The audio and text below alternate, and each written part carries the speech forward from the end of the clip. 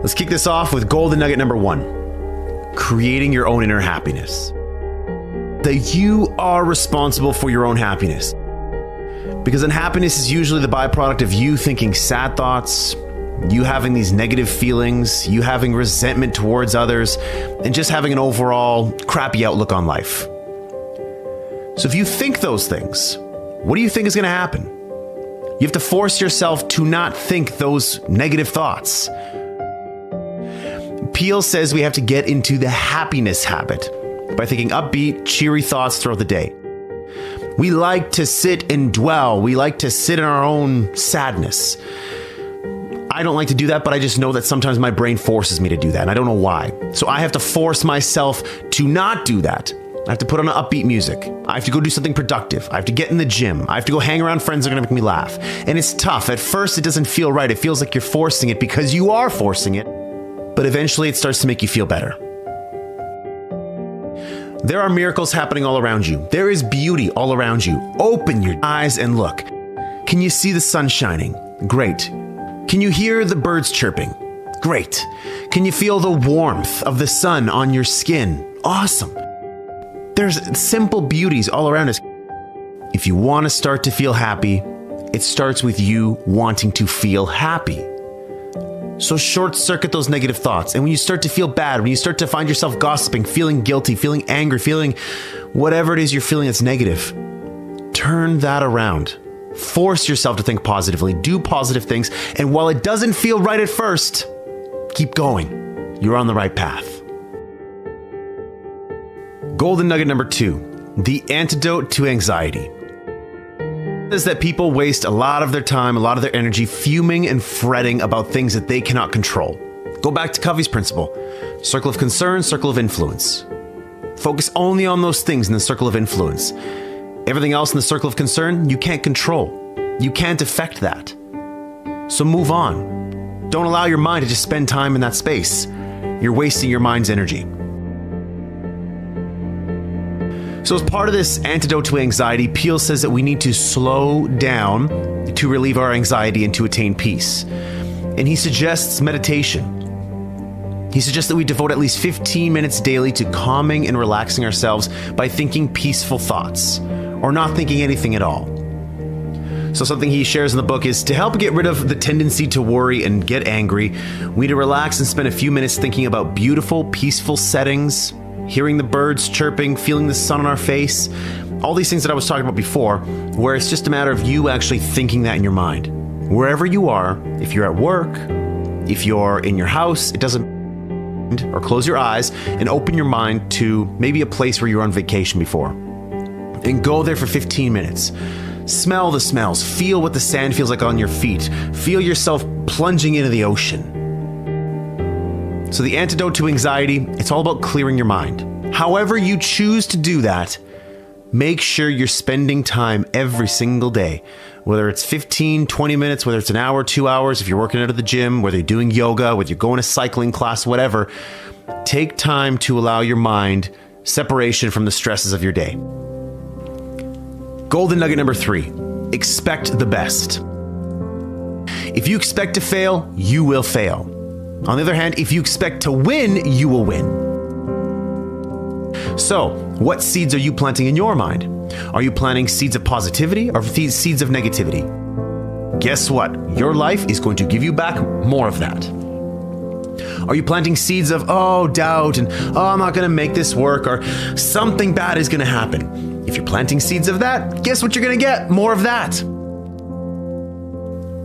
Start focusing on the positive. Start focusing on how things can go right. And guess what? When things go wrong, say, there's a lesson in that for me.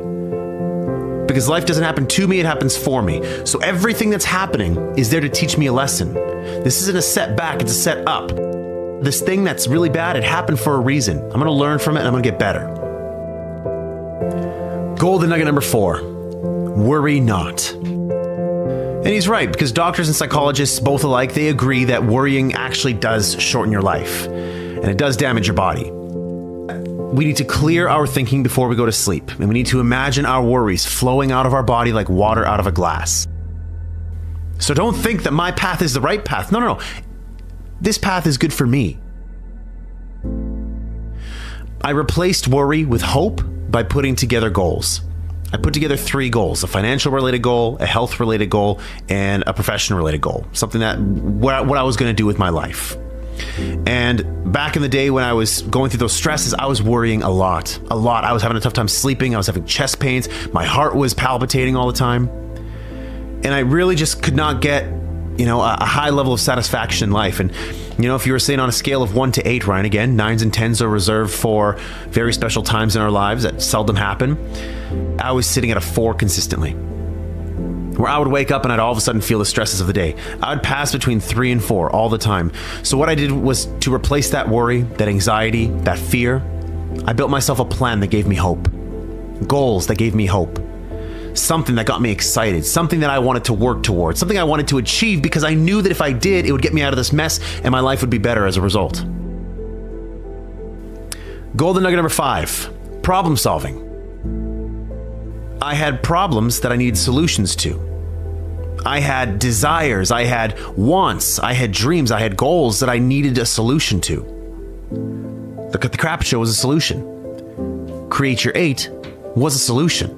But what I did need to do was take myself out of the busyness of the day and allow my mind to sort of free up and look for inspiration all around me.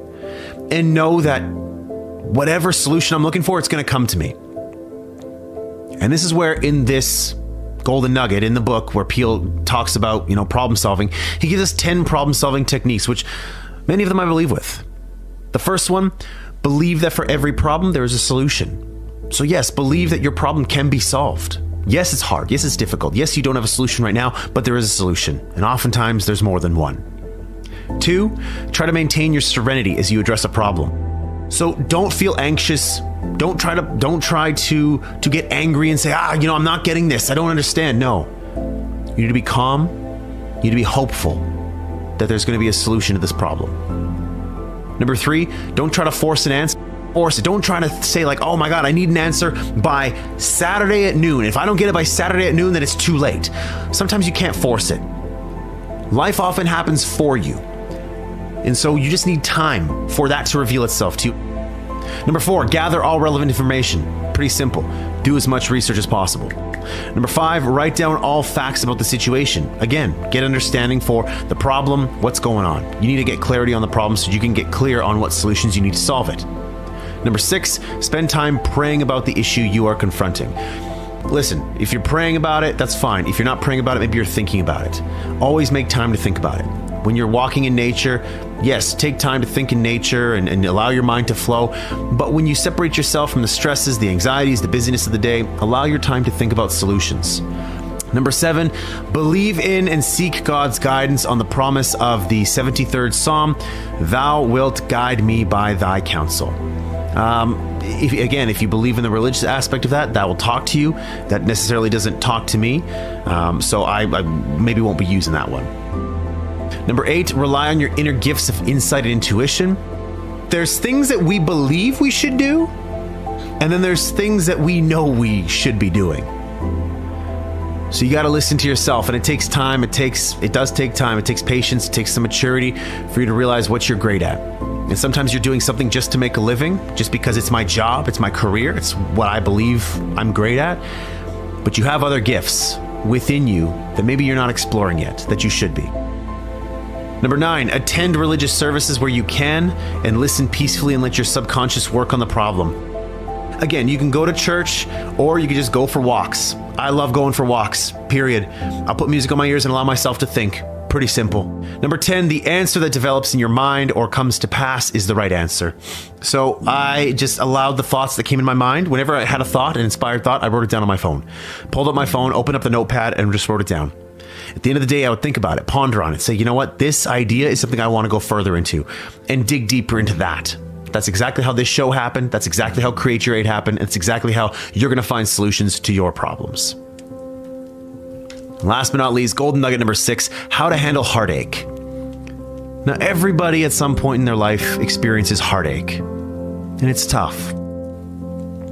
And so Peele says that for us to get over heartache, we need to resist the heartache by staying busy.